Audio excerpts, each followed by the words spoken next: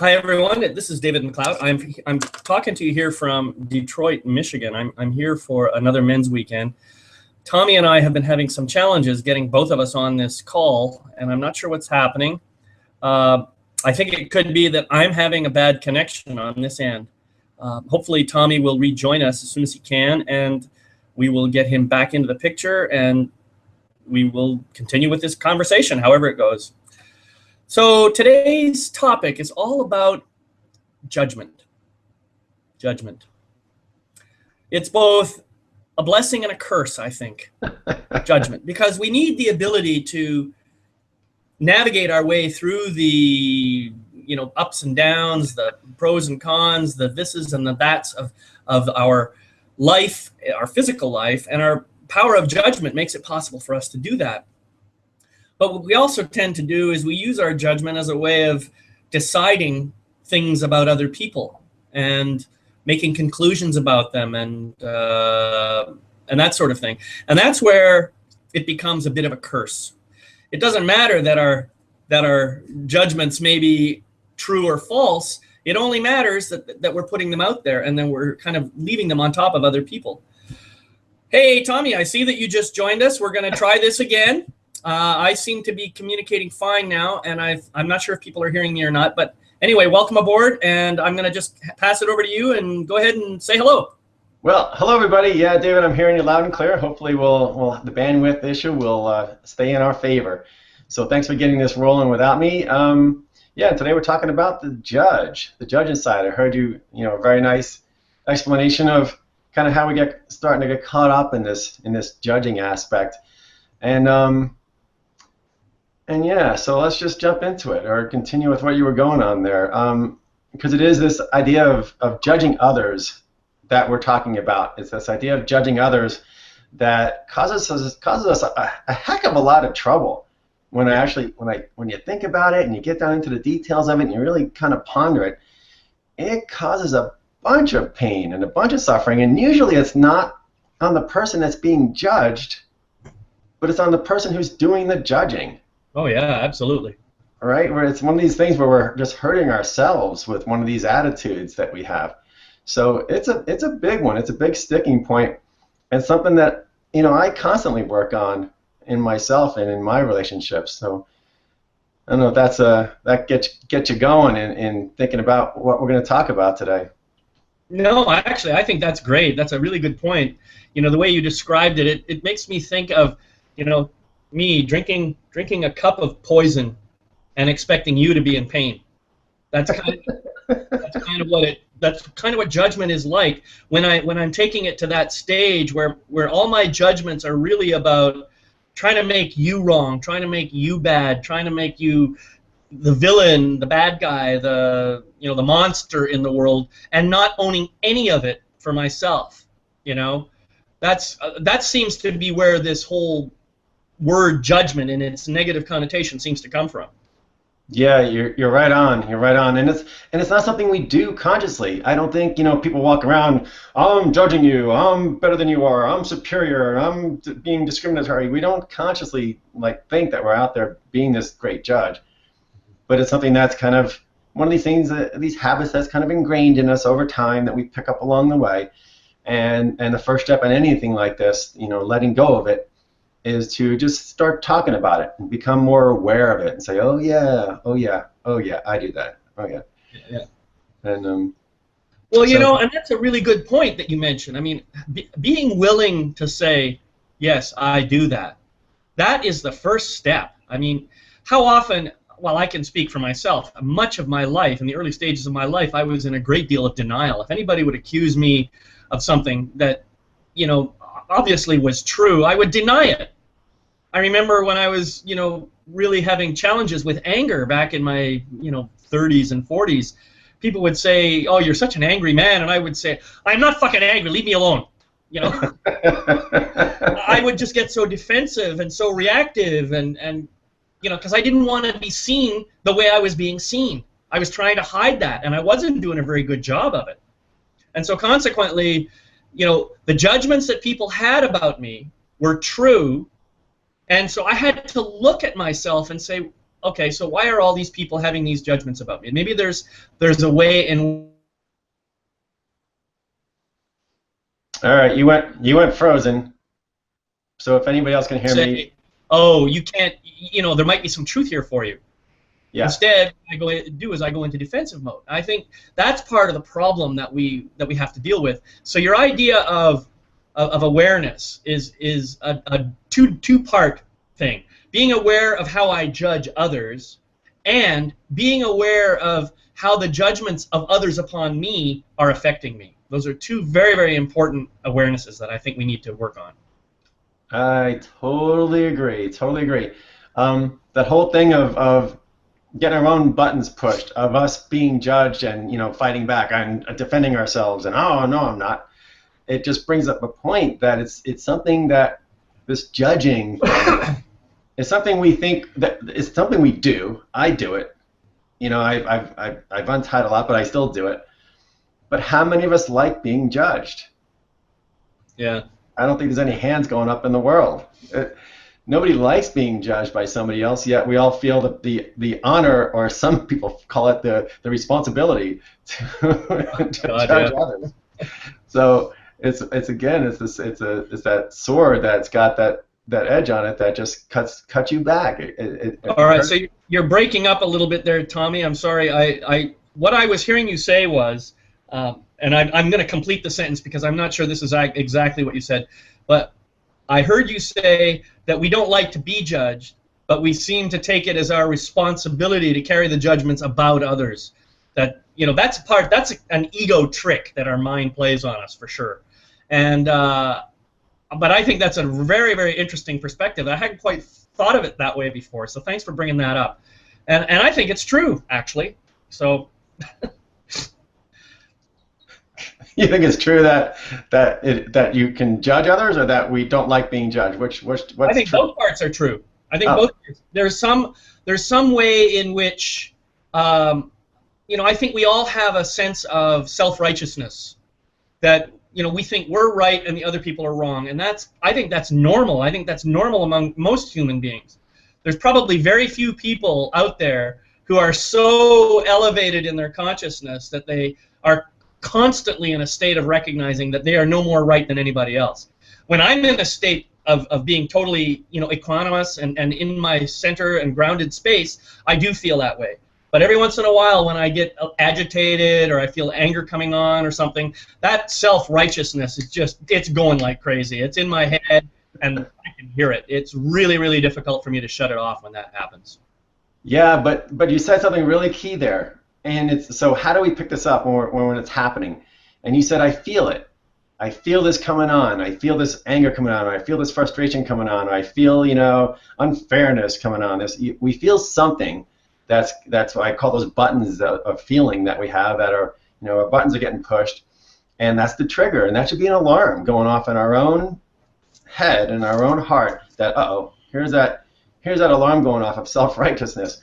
And what am I doing? What's my behavior? And try to catch it before it gets out, before it escapes and causes more damage. Or if you keep it in, Yeah, and that's a key point. It's not always easy to be feeling. When my mind starts getting into the act and starts making up the story, I sometimes forget what it was that started that whole thing in the first place, and I forget about the. So you're frozen there, David. I'm not sure if we're both frozen. All right, we lost. No, now I can hear you. Are you there? Okay. Yeah, I lost you at. We forgot where the feeling came from. You forgot about the feeling because the head chatter starts, right, and it squashes whatever feeling kind of sparked the initial fire. Right. But that's a brilliant point too, and it's something we need to become more aware of. Is when we have that initial feeling. Trust it. Something's not feeling right. Something's wrong. And then watch for the avalanche, because the head's going to just bury that feeling and then just start its rant or its rave. I don't know if you're hearing me or not. Yeah, I think that's what happens. The mind just tends. Yeah, you're dropping out again, my friend. going in my body. My mind's getting in the way. I say, wait a minute, this is an unsafe feeling. I have to protect you from feeling that. So I'm going to make up this story and all this chatter, and I'm going to distract you from that feeling. That's my job. I'm supposed to protect you. So, you know, this is what I was hired to do, and I have been doing this job since you were, you know, this big. And I'm going to keep doing it until you're, well, until you're whatever. Well, it's gonna keep doing it until you retrain it. Yeah. To do the job it's meant to do, and to stop, you know, running away with its own ideas of what's right for you anymore. You said self-righteousness, and I want to come back to that because that, you know, that's one of the cores of what sparks this idea of judging. And my brain's going, so where's that self-righteousness coming from? Why is it we get in this mode where we think we're right and somebody else is wrong, or we think we're better and somebody else is less? And as I do that kind of question answer thing, it's like as a comparison. I'm comparing myself to other beings. I'm comparing myself and ranking myself in some sort of imaginary order in my head. Yeah, right. And so I'm looking at where that, you know, where's the root cause? Where's this, you know, here's the judgment. Here's how it comes out. Here's the self-righteousness that threw it out. Now, where's that self-righteousness coming from? And there's some sort of comparison I'm doing in myself, in my head, that that's kind of causing that spark in the first place. I don't know what you feel anything about that. Okay, so I see a note from Sarah Jane here that they say, we can hear you, Tommy, but we keep losing David. So maybe this connection problem is on my end. All right. Well, David, when you stop talking, I'll keep talking. Thanks, Sarah Jane. And I'll fill in the gaps. And then David, raise your, you know, okay, now you're moving back again. So I'll wave at you when I see you again. Okay. But the question, David, do you kind of maybe root cause this back to some degree of comparison that we're doing? Any thoughts on feelings on that? All right, so I'm going to keep talking about kind of getting stuck in this comparison thing, because I think that's part of it, is that we are always comparing ourselves to somebody else. Are we as rich as, or are we as smart as, or all this stuff goes on in our head. We're always comparing ourselves, and then we're casting, you know, judgment out from that comparison. So start looking at how that comparison ego is talking inside, and think about ways to catch that before it gets out of control, or really just look at it. Because as we go through this mode, you know, these mindsets of comparing ourselves and then being self-righteous and then judging, we know we're just hurting ourselves. And in that state of hurting ourselves, you know, where's the common sense in that, right? So we're going to ask ourselves, is this really what we want to do with our lives? And if not, because when we do this, when we get in this mode of the judging and the self-righteousness, the other thing we're doing is we're like planting seeds. We're planting seeds of like resentment. Like now, you know, you take judgment to another level. Now you start resenting somebody because of this judgment you have of what they are, what they aren't, what they're doing, what they're not doing. So it gets uglier before it gets better. It's one of these, like I said, one of these death spirals. These spirals that just keeps going down as you get stuck in it. And we'll come out of the spiral in a minute, but we have to like explore it and know what it looks like and smells like and feels like, so we can catch it and start coming out of it. David, you're still frozen there. I'm going to keep talking, my friend. As soon as I see you move around again on the screen, I'll shut up and let you chime in. But the thing about the resentment and we get grudges, right? I say a judge leads to a grudge. You're judging somebody, you're going to start resenting them, and then you're going to start holding grudges. And hear the words, holding a grudge. Man, that sounds heavy. It sounds like just a wet bag of cement. I'm holding a grudge. Or you know, we're harboring resentments. Okay, we're keeping all these resentments, and we feel that too. We're harboring them. We're keeping them in. So again, it's just like David said earlier. It's like drinking poison and thinking that we're, you know, hurting somebody else. So I think the point's made there. It's just a big mess. And as I sat and I started, you know, or thinking about this judgment thing, I started drawing a diagram on my page of the word judgment in the middle, and then all these like the web of stuff that this judgment of others, negative judgment of others, causes all the problems.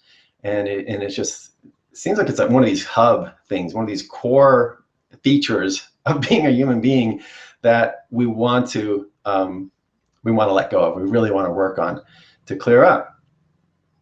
So let's take this to a real world example. Let's think about, I'm going to ask you guys, this is kind of this doing an exercise, but we're doing it early because this is a deep one. This whole concept of judgment is really deep rooted, deep problems it brings on. And the thing we're talking about here is, I want you to feel a friend or a relative that you have, or somebody that is close to you, maybe somebody you love, who you think, you know what, they're just not living their life right, or I wish they, would get their act together, or, they're not doing the right thing, and feel somebody like that. Bring up, and I'm sure a name or a face has already popped in, but feel that relationship, and feel that person, and feel how, you're in that relationship with that person. It's probably not a nice relationship. It probably could be better. This could be a better relationship. And this is getting to the root cause of why this relationship is maybe sticky. Oh, you mean I'm responsible for this relationship being sticky? Well, in this case, that's what we're being brave here, and we're looking at what matters in life, and we're looking at what we can do about it. Not going to get into the depth of, interrelationships, but you're responsible for 50% of that relationship. And you have to look at what's making it sticky from your side, what you're doing to make it sticky.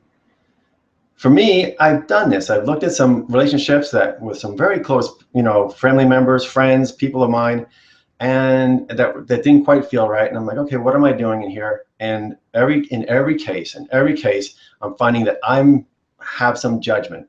I have some judgment of how I think their life should be, or I think they should be behaving. It's all these should be's. And that's judgment. That's me being self-righteous. That's me being, thinking that I know better than somebody else. So what do we do about this? And you're probably sitting there, don't beat yourself up. We're going to work through this and get out of it without tearing ourselves up and judging ourselves on how we're judging others. But how to get out of this? Because if we're in this mode with somebody, we're in a relationship, and we have these judgments going on, what else does that lead to besides, ultimately the holding grudges and all that, having regrets later? Right now, this is where I'm drinking the poison thing is. I get disappointed, I get frustrated, I have disapproval, and I blame, and there's maybe anger, and all, you can see how it escalates and escalates and escalates. Root cause. Oh yeah, I'm judging. All right, what can I do about it? Why do I care so much? And you, for yourself, with a particular relationship that you're looking at right now, you may need to go back years. You may need to go back to your childhood. You may need to go back to some mode where you started comparing or competing with this person. There's some degree of comparison and competition probably at the root of it. And look to see if that's needed anymore or necessary, or if it's being helpful. If you're in a relationship and there's a lot of judging going on, probably the other person's, fighting back, resisting. There's. How about we? This is too much. This is too much to try to listen to. It's too much for you and I not to know who's talking and not talking. How about we call this one a best effort and revisit the topic another time? Oh no, let's judge the shit out of this thing.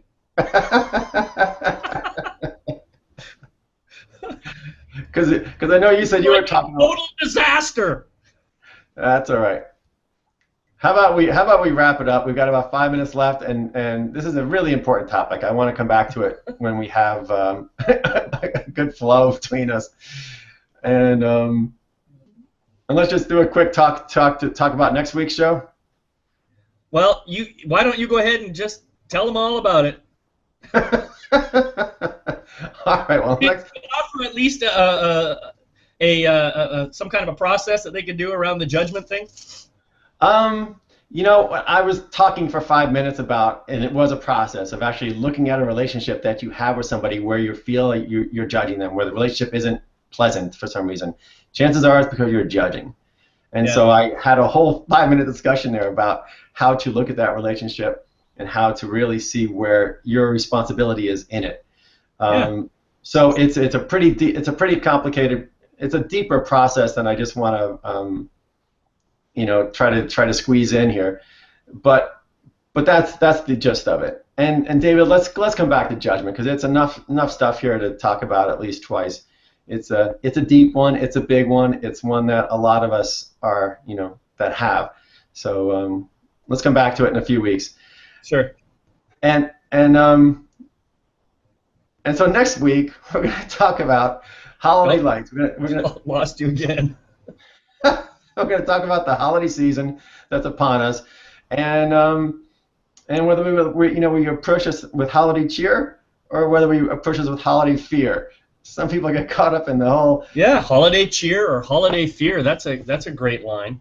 And David, I know you know this, and most of our other people on the call don't know this, but Mrs. Claus is actually one of our participants. She actually watches the show on a regular basis. I've got a word into her to see if maybe Santa can take a minute out and join us next week on next week's show to help us talk about Tommy. Sorry, bro. Losing you again. Don't know what to say. Well, let me say next week we're going to talk about the holidays, cheer or stress, and we're going to have fun with that. And hopefully we'll both be connected to an actual internet connection that will give us bandwidth. And then you said bandwidth, you stopped. So thanks everybody for your patience, for being here today. Those of you who tried to listen to this drama, don't judge us. Next week we'll see. We talk about holiday cheer. David, I'm going to say goodbye for now. All right, bro. Take care. I'll talk to you soon. Oh, you know what? One more funny thing. Oh yeah. Well, everyone else can leave, but I was supposed to be on a plane yesterday, and my air travel got all honked up. I didn't make it to where I was going. I was going to get on a plane today that had a Wi-Fi connection, and I was thinking I was going to do the show from the airplane. Wouldn't that have been? Oh yeah. Boy. But other things didn't work out, and I didn't have that opportunity. But that would have been if we didn't have enough of a funny day going on with hotels. Well, what I think is we're done now. I'm really sorry to the folks who paid attention that it was such a mismatch and such a mess. We'll do better next time. So goodbye everyone, and all the very best to you all. Bye-bye.